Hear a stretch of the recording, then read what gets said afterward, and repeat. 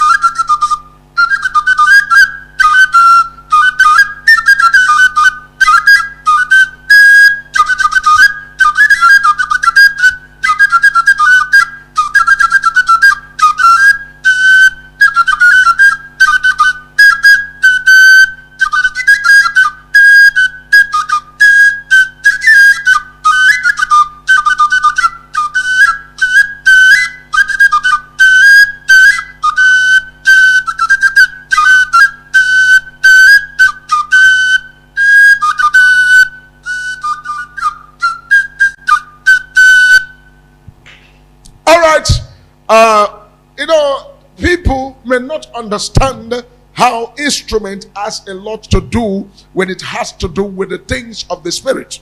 The time we are in is not a time of fancy or a time of grammar. The time we are in is a time to tell ourselves the truth. And the truth is something that people will say, oh, it's bitter. I don't want to be part. I don't want to hear. I don't want to follow. This is just nonsense. Stop saying nonsense. You have to follow what is happening, the trend of things. That you are somewhere, anywhere you are today, and you are not touched, the heat is not coming to you, does not mean that the heat is not somewhere. The heat is all over the place. Let everybody and every hand be on deck. Because this is like the battle of the ancient age, where people will be in their house and all of a sudden they are taken away.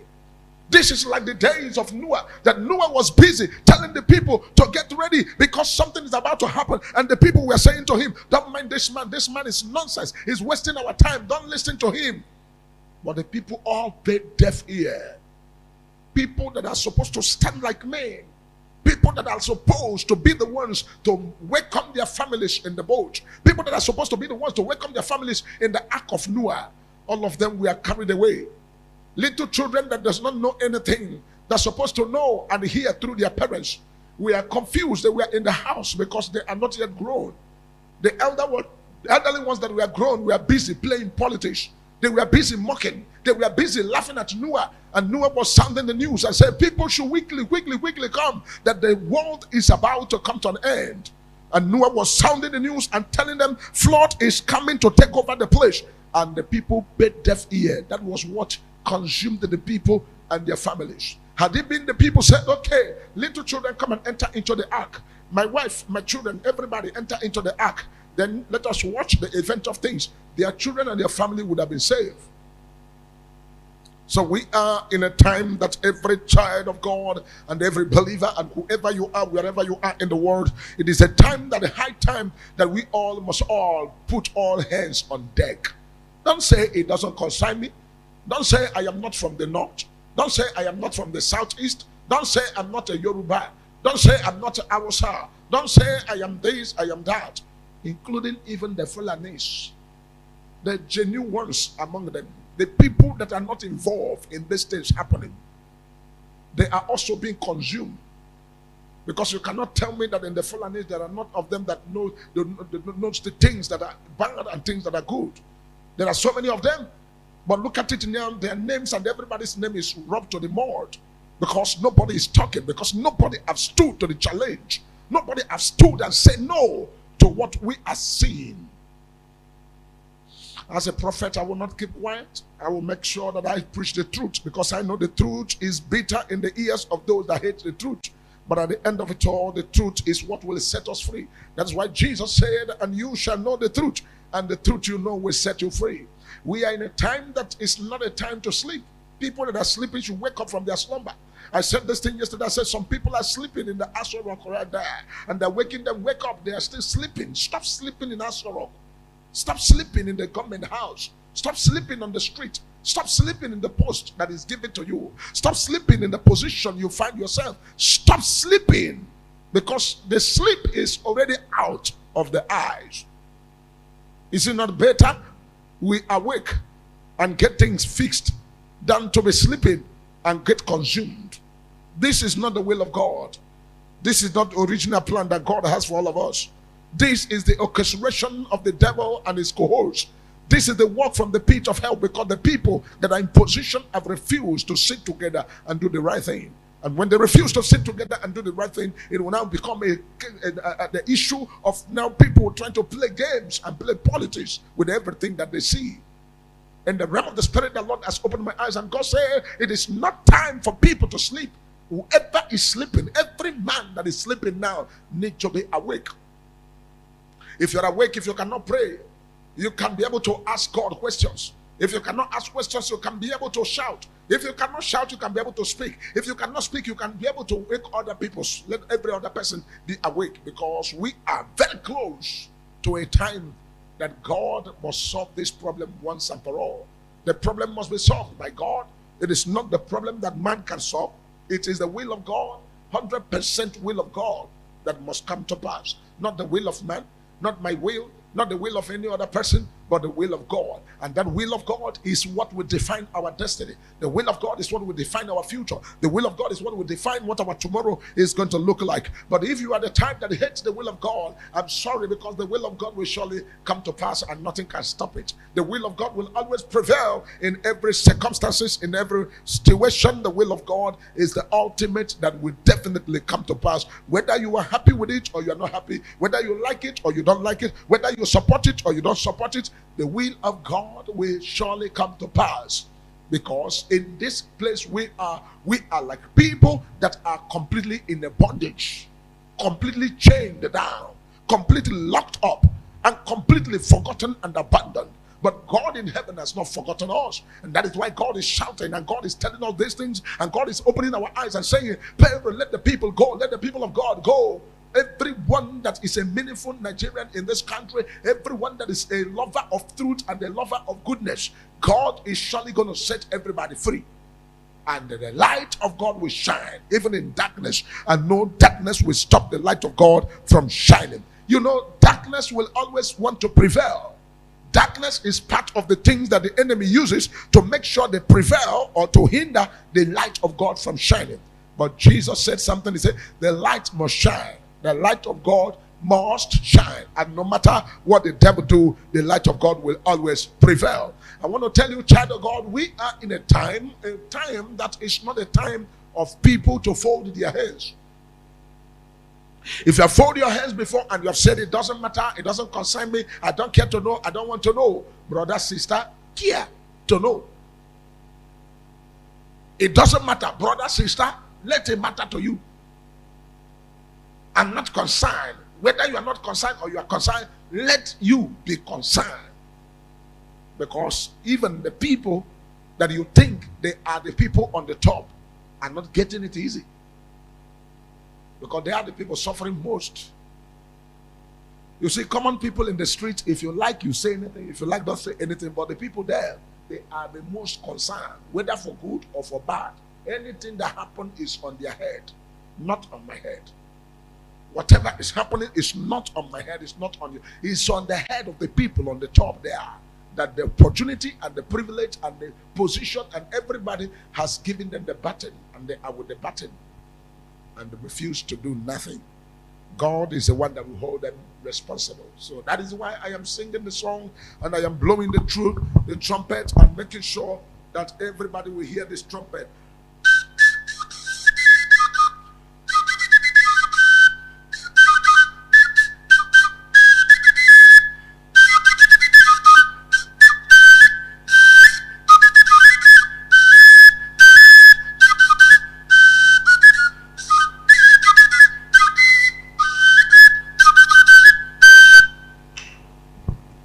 Including the people that feel that they have seen it all.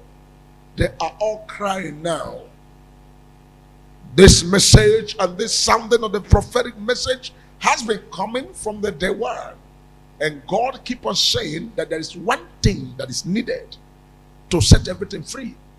That the one thing that is needed is an urgent discussion that will solve this problem. Urgent discussion. You cannot run away from it. It's important. Let everybody decide what is best for them.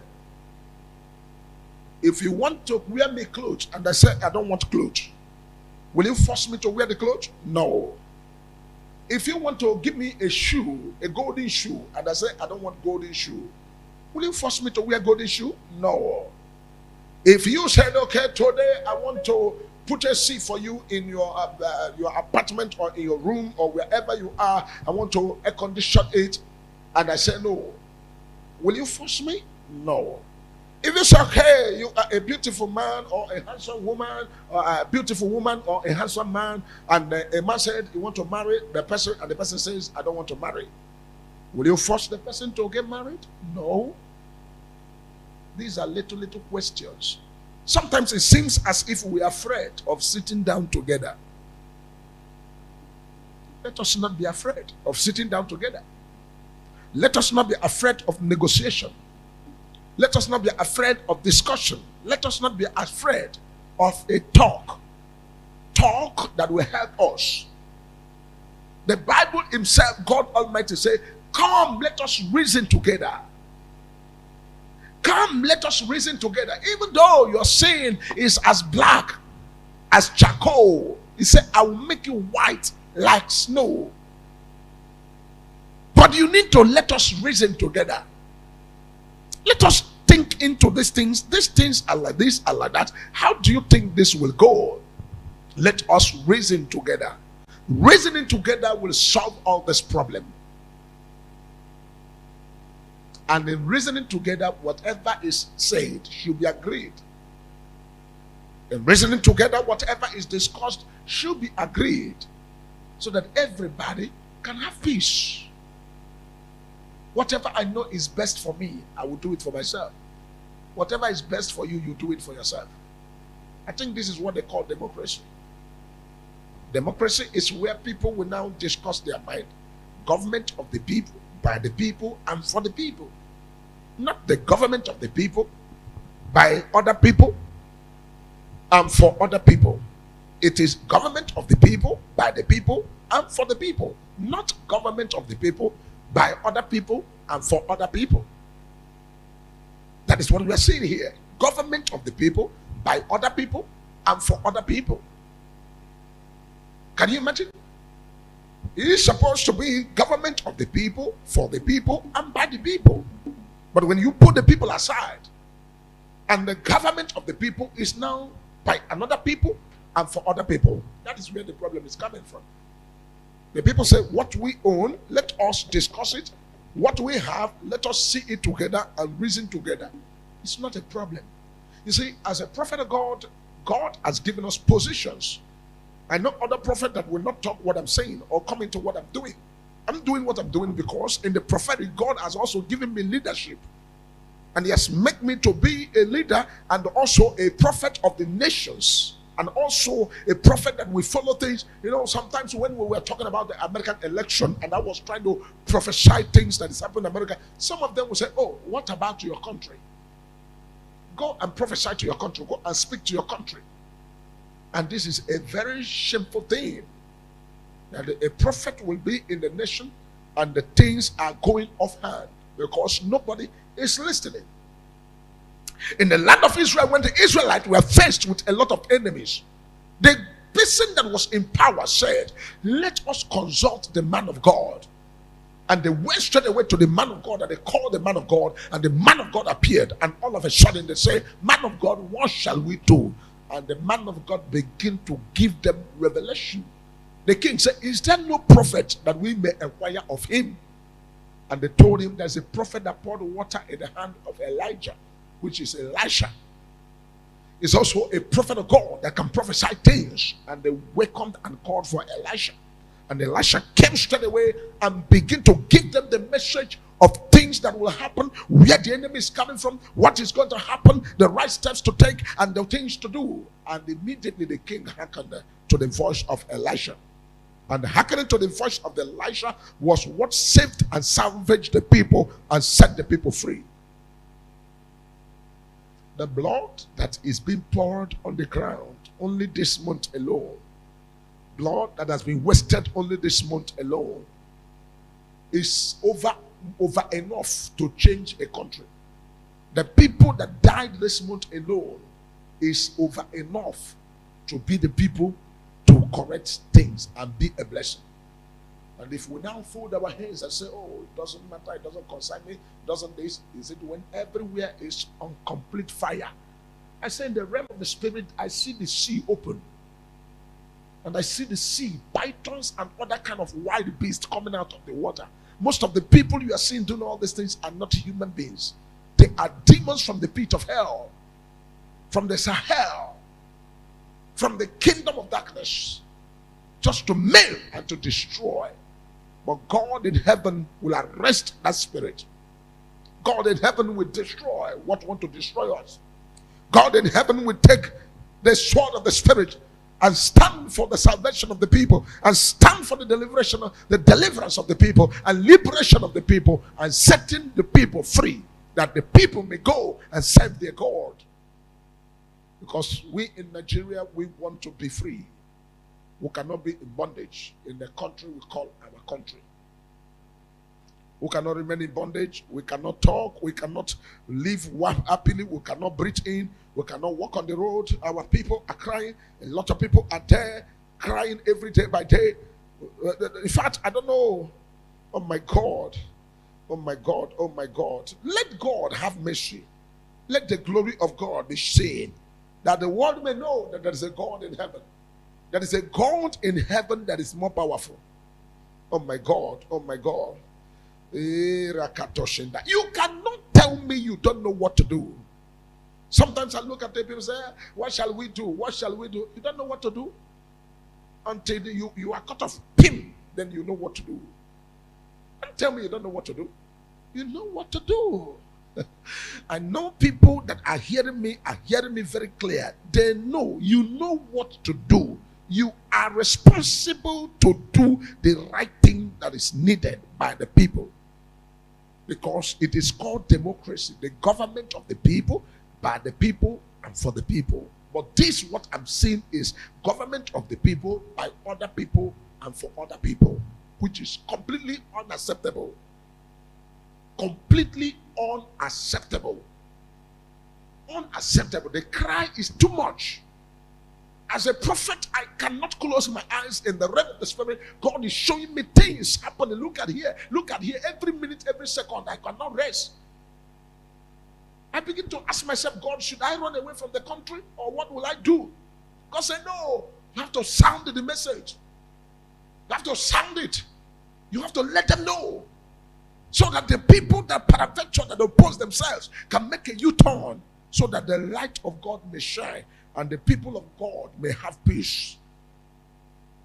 Nobody is an island of peace, and nobody is author of trouble. The person that is troublemaker today can be a peacemaker tomorrow. So we need to do the right thing and take the right step, so that God can pardon us, so that God can have mercy, so that God can look into this matter and change things once and for all. It is gone out of hand. This is no more the plan of God. This is no more the way God has made it to be. This is no more what God wants. This is no more a thing of politics. This is completely wickedness. Wickedness must not continue.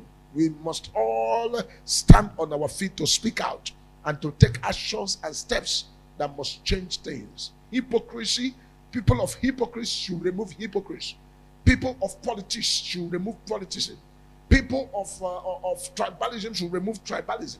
People of I don't care, it doesn't concern me, should remove I don't care and it doesn't concern me. People that say, oh, it's not me, should quickly begin to see themselves that they are the one. Because when they are roasting the guinea fowl, I think the fowl at home or in the house should be able to see how guinea fowl are being roasted. So that when it will be its turn, he will remember, that was how guinea fowl was roasted.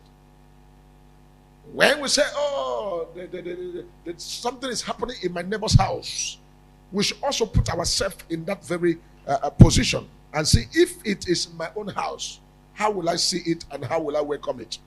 If what is happening in my neighbor's house should happen in my house, how will I see it and how will I welcome it? When you ask this kind of questions, that is when you are definitely going to have an answer that will bring a change. The answer that will bring a change comes from when you ask yourself a question. What are the questions we are asking ourselves today? What are we really afraid of in this country? What are we really afraid of? What is it that we are afraid of? Are we afraid of the truth? Are we afraid of standing for the truth? Are we afraid of taking steps that will change our lives? What are we afraid of? That thing that we are afraid of is afraid of us. That thing we say, oh, don't talk. Those things you don't want to talk are the things that the enemy is using to destroy everything.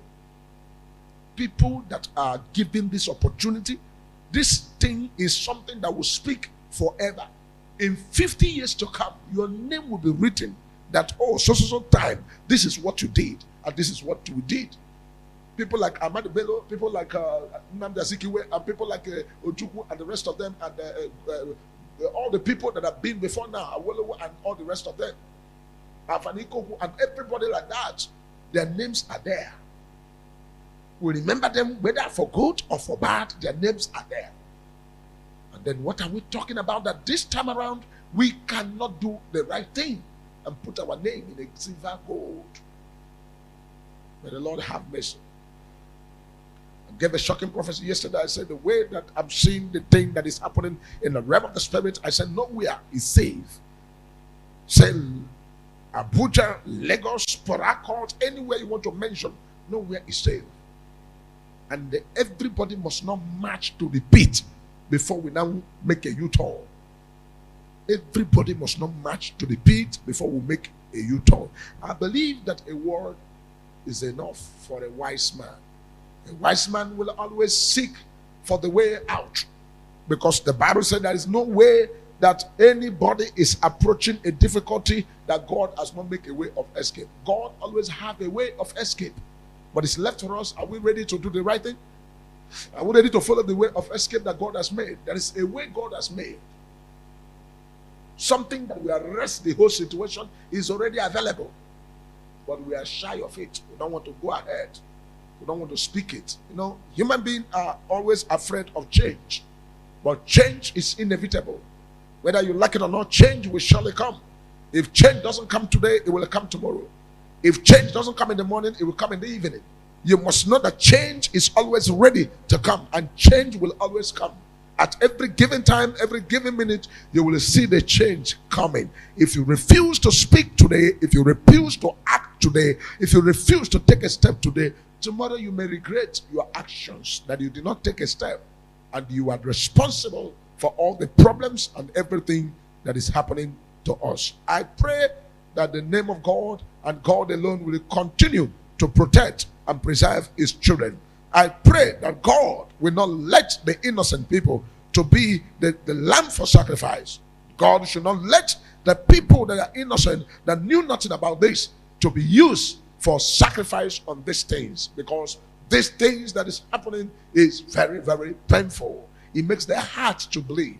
It makes their hearts to cry. It makes the people to shed tears. It makes all the fabric of everything to work, and the problem, everything is vibrating, is no more in place. I am speaking as a prophet of God, because if God is not troubling me and showing me all these things, I will never come here to begin to say anything. I'm only saying it because God has revealed it to me, and I've seen them, and I'm shouting, and I'm blowing the trumpet, I'm blowing the flute. I take the flute, I blow it, and I do it often and often to make sure that God will have mercy. Make sure that God will take control.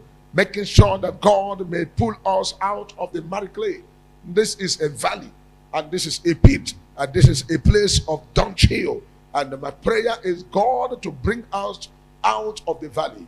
the valley of death, the valley and the shadow of death, and the valley of destruction, and the valley that want to bury the people, and the valley that want to consume the people, that God will pull us out. I'm speaking like the days of Noah.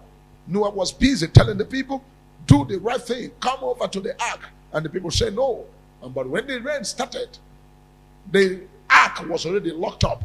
They were running, oh, let us go to the ark. Oh, the rain is becoming too much. And they came, we were knocking. Noah, open the ark, open the ark. We want to come in now. We have heard you. We now want to do what you ask us to do. He said, no, I am not the one holding the key. The owner of the ark has taken the key away. I am just a messenger. The message you are hearing every day by day is for a way forward, a way that we can be free, a way we can be delivered, a way we can come out of this trouble, a way we can come out of this very marry clay, because it is not the will of God that anybody should perish.